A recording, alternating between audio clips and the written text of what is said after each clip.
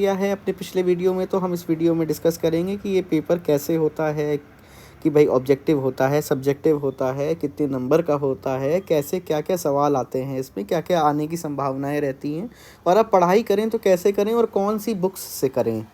तो उसी क्रम में आज चलिए आगे बढ़ते हैं। सबसे पहले ये एग्ज़ाम देखिए, हमें मुद्दे की मोटी मोटी ये चीज़ समझनी चाहिए कि अगर जैसे 2024 का एग्ज़ाम होने जा रहा है, यूपी पीसीएस उत्तर प्रदेश लोक सेवा आयोग एग्ज़ाम कंडक्ट कराने जा रहा है, तो वो आपका 3 स्टेजेस में होता है। मोटा मोटा अगर देखें तो पहली होती है प्रिलिमिनरी एग्जामिनेशन, जो कि ऑब्जेक्टिव टाइप होती है। मल्टीपल चॉइस होते हैं, 4 ऑप्शंस होते हैं, उसमें से आपको एक सेलेक्ट करना होता है। पर इसमें एक चीज़ बहुत महत्वपूर्ण देखने वाली होती है कि अगर आपने किसी सवाल का जवाब गलत दिया और आपने ओएमआर शीट जो होती है, जो कि इस तरह से कुछ होती है, उसमें आपको गोले बनाने होते हैं हर क्वेश्चन के बाद।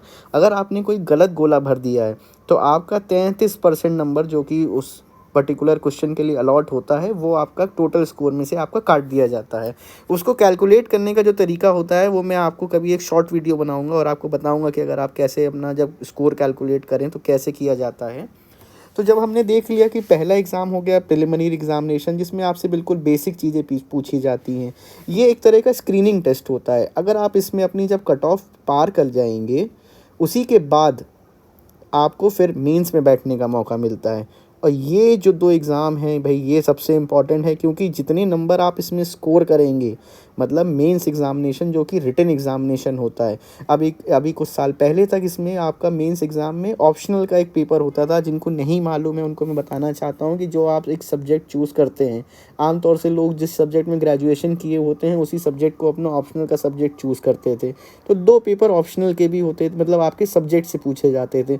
पर अब इसको हटा के ये मतलब ऑप्शनल वाला जो सब्जेक्ट है उसको हटा के सिर्फ एक उसमें यूपी स्पेशल करके एक 2 पेपर इंट्रोड्यूस किए गए हैं, जिसमें सिर्फ और सिर्फ आपसे यूपी से रिलेटेड सारी चीज़ें पूछी जाती हैं, A to Z। यूपी की ज्योग्राफी, यूपी की हिस्ट्री, यूपी की पॉलिटिक्स, सब कुछ आपसे इसमें इन 2 पेपरों में आपसे पूछा जाएगा। और फिर तीसरा पेपर आपका आखिरी जो होता है वो होता है वाइवा वॉइस और पर्सनालिटी टेस्ट, जिसमें कि बोर्ड के मेंबर्स होते हैं, वो पैनल बन जाता है उनका, और कुछ स्पेशलाइज्ड टीचर्स होते हैं, और जो लर्नेड लोग होते हैं उनको बुलाया जाता है, कुछ रिटायर्ड लोग होते हैं उन लोगों को बुलाया जाता है जो कि आपका इंटरव्यू लेते हैं। तो इन दोनों का जो मेन मेरिट आपका बनता है, मेंस एग्जामिनेशन और वाइवा वॉइस का एग्जामिनेशन, इसी के बेसिस पे आपकी रैंक डिसाइड होती है, और आपके इसमें जितने ज़्यादा नंबर होंगे उतना ही ज़्यादा आपका कट ऑफ क्लियर करने का चांस होता है। और जब से कि आपको एक बात मैं इसमें और बताना चाहूँगा, जब से वाइवा का नंबर सिर्फ 100 पे रिड्यूस कर दिया है। पहले तो 250 नंबर का इंटरव्यू हुआ करता था, पर अब जो नया पैटर्न है उसमें सिर्फ 100 नंबर का आपका इंटरव्यू होता है। तो इसीलिए अगर ये देखा जाए तो इसमें आपका मेंस रिटन एग्ज़ाम में आप कितना कितना स्कोर कर रहे हो वो आपका बहुत इंपॉर्टेंट हो जाता है। जितना आपका ज़्यादा स्कोर रहेगा उतनी आपकी रैंक हाई होने के चांसेस रहेंगे, और जितनी आपकी ज़्यादा हाई रैंक रहेगी उतना ही आपके एसडीएम साहब बनने के चांसेस ज़्यादा रहेंगे। चलिए, अब जब हमने ये मोटा मोटा सब इतना डिस्कस कर लिया है, तो अब हम लोग डिस्कस करते हैं कि प्रीलिम एग्ज़ामिनेशन जो होता है, जो सबसे मेन होता है, जिसको आपको क्वालिफाई करना पड़ता है मेंस एग्ज़ाम में बैठने के लिए, उसमें क्या क्या आपसे पूछा जाता है, उसमें क्वेश्चंस किस तरह के आपसे पूछे जा सकते हैं, ये सब हम लोग देखते हैं। तो प्रीलिम का सिलेबस मैं आपको खोल कर दिखाना चाहूँगा, जो कि नोटिफिकेशन आयोग द्वारा जारी किया गया है। तो उसमें आपको देखिए, उसमें सबसे पहले है syllabus for preliminary examination pertaining to combined services upper subordinate services. देखिए, 2 घंटे का आपको पेपर 2 घंटे का पेपर होता है। पहला पेपर जो जीएस का होता है, 200 मार्क्स का पेपर होता है, 150 क्वेश्चन इसमें से आपसे पूछे जाते हैं, जिसमें से आम तौर पे कट ऑफ जिसकी 90 जनरल कैटेगरी के लिए पिछले कुछ सालों में मैंने जो देखा है ट्रेंड, 90 से 95 अगर आपने क्वेश्चन ठीक किए हैं 150 में से, तो आप कट ऑफ के अंदर आ जाते हैं और आपका प्रिलिमिनरी एग्जामिनेशन क्लियर होने का चांसेस बहुत बन जाता है। और जो दूसरी कैटेगरीज़ हैं उसके लिए थोड़ा सा जनरल कैटेगरी से कम होता है, 1 क्वेश्चन 2 क्वेश्चन का फ़र्क पड़ता है, बहुत ज़्यादा कोई फ़र्क नहीं आता है। अब कंपटीशन इतना हो गया कि चाहे आप रिजर्व क्लास के लिए हों, चाहे आप अनरिजर्व क्लास के लिए हों, ऑलमोस्ट बराबर पड़ता है, 1-2 क्वेश्चंस का बहुत फ़र्क आता है। तो चलिए अब मैं सिलेबस डिस्कस करता हूँ कि क्या सिलेबस होता है प्रीलिम एग्ज़ाम में, आपसे क्या क्या आपसे पूछा जाएगा। तो सबसे पहला जो इसमें टॉपिक दिया गया है, अगर आप देख सकते हैं, तो वो दिया गया है current events of national and international importance. इसको हम आम तौर से करंट अफेयर्स भी बोलते हैं, आम बोलचाल की भाषा में। आप लोगों ने सुना भी होगा आपके सहपाठियों को बात करते हुए इसके बारे में। तो अगर आज मैं 11-12 मार्च के बीच में जब ये वीडियो बना रहा हूँ, तो मैं देख रहा था, अभी न्यूज़ फॉलो कर रहा था, तो एक सबसे इम्पॉर्टेंट न्यूज़ देखिए क्या निकल के आई है। आप सब ने देखा होगा कि एक इलेक्शन कमिश्नर साहब जो थे हमारे, उन्होंने रिज़ाइन कर दिया। अब देखिए मैं आपको बताता हूँ कि आयोग किस तरह से क्वेश्चन बनाता है।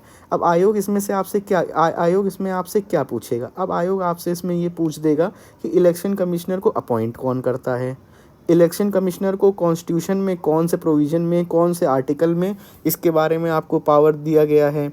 भाई आर्टिकल 324 की अगर मैं बात करूं तो उसमें क्या दिया गया, आपसे पूछेगा कि which of the following is the article pertaining to election commissioner.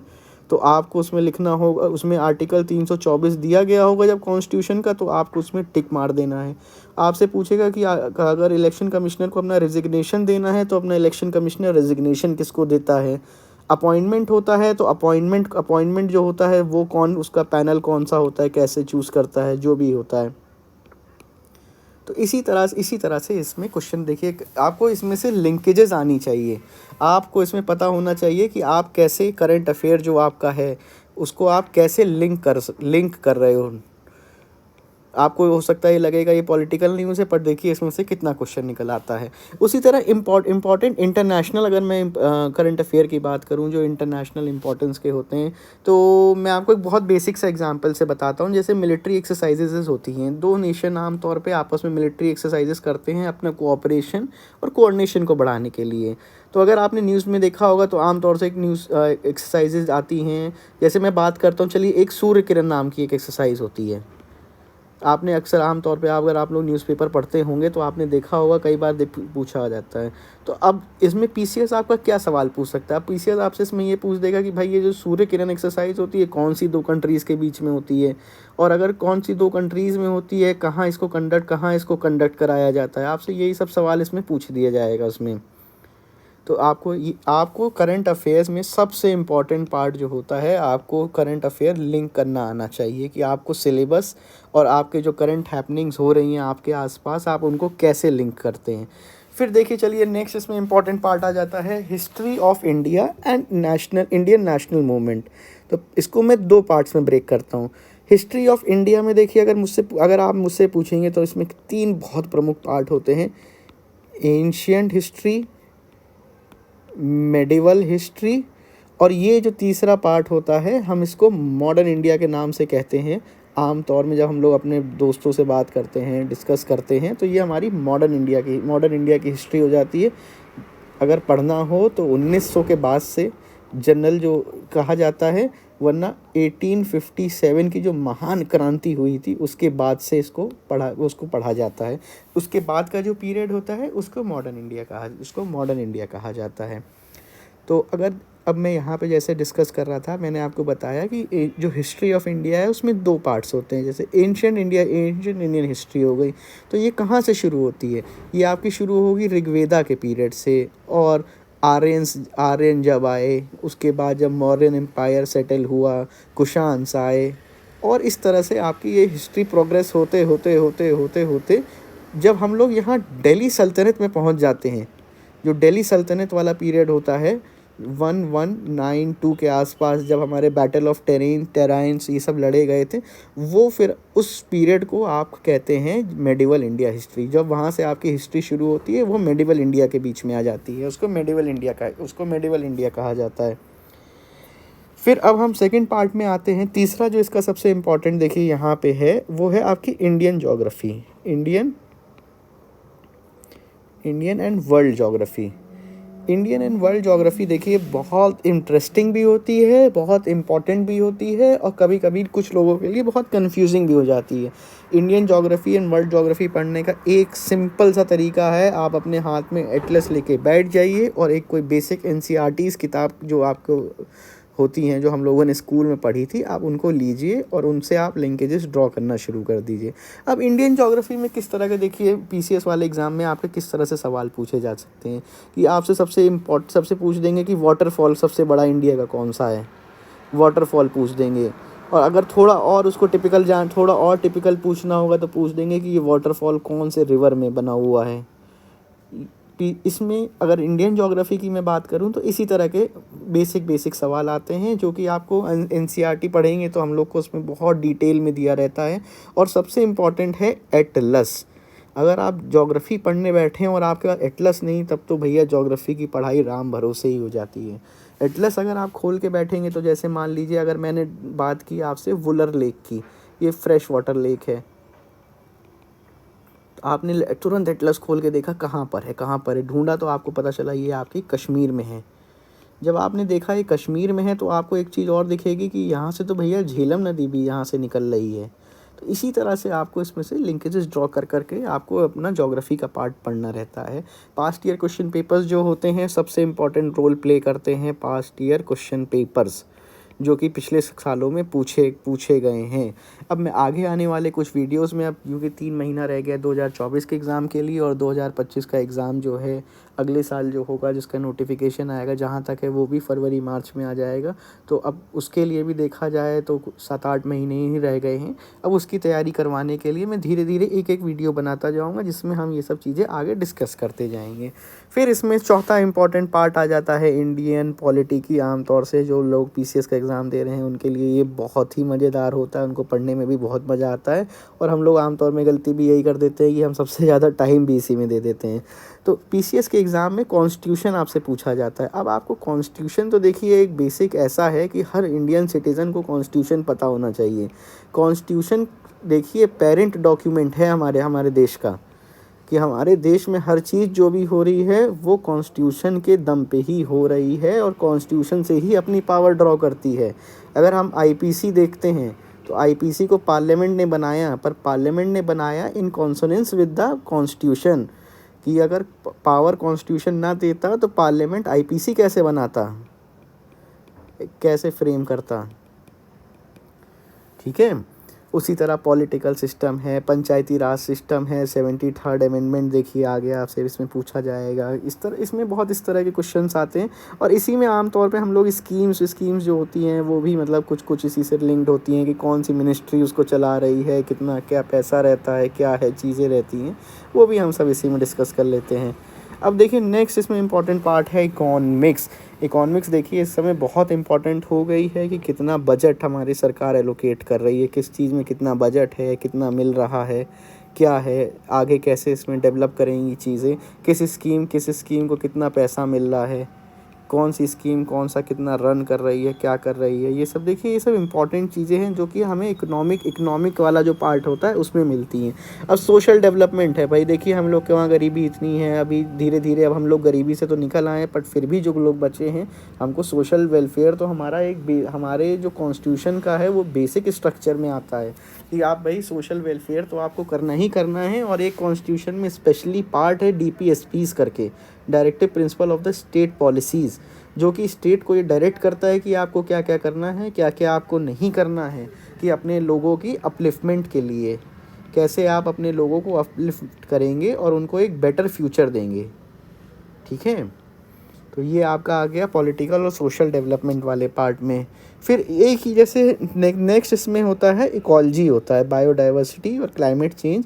देखिए क्लाइमेट चेंज इंडिया में हर सिटीज़न को पता होना चाहिए कि क्या क्या इंडिया स्टेप्स ले रहा है, क्या क्या कन्वेंशंस है और क्लाइमेट चेंज है क्या।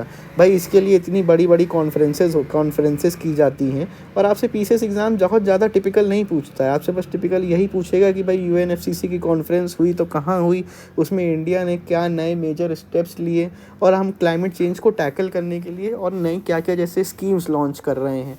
जैसे आज ही की बात है, एक सूर्य किरण एक पोर्टल लॉन्च किया गया है सोलर पावर को बढ़ावा देने के लिए। अब देखिए कितना कितना हम लोग एक ट्रॉपिकल कंट्री हैं। अब हम लोग जब ट्रॉपिकल कंट्री हैं तो हमारे पास सूरज बहुत आता है और गर्मी देखिए धीरे धीरे बढ़ ही रही है, तो आप समझ ही सकते हैं। तो क्यों ना हम इसको यूज़ करके एक सोलर एनर्जी डेवलप करें, बजाय कि इसके कि हम बायोफ्यूल और ये सब चीज़ें जलाएं और उससे एनर्जी बनाएं। तो उसी को देखिए उसी को बढ़ावा देने के लिए हमने ये नई स्कीम आज लॉन्च करी है।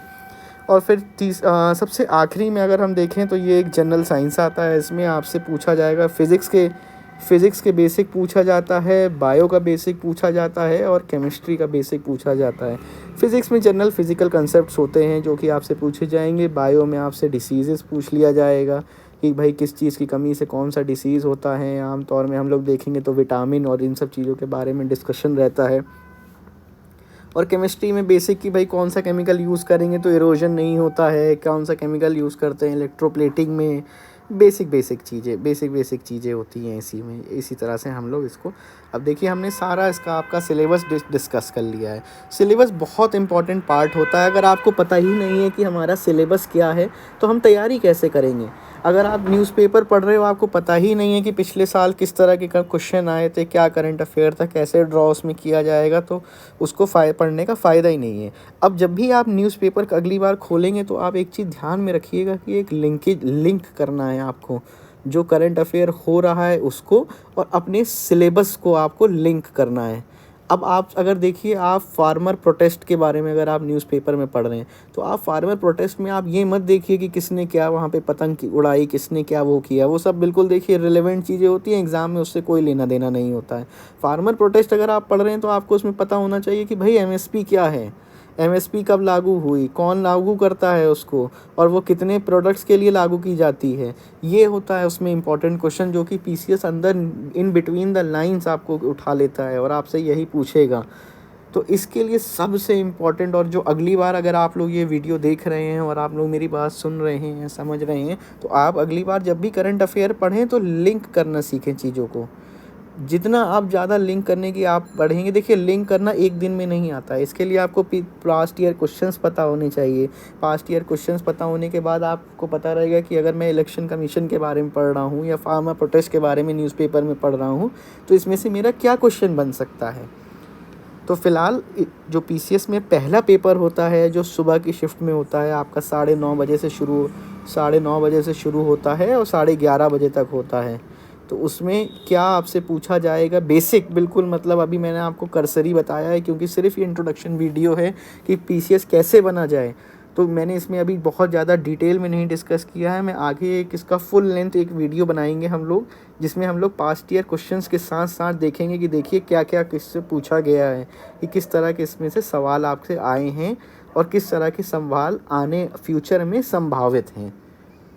फ़िलहाल के लिए चलिए थैंक यू। और अगला सीसैट जो पेपर होता है सेकंड 2, वो हम लोग अपने अगले वीडियो में फिर से इसको आराम से बैठ के डिस्कस करेंगे ब्रीफ में, और फिर कभी आगे मौका मिलेगा तो इसमें हम लोग फुल वीडियो बनाएंगे अगर आप लोग बताएंगी तो।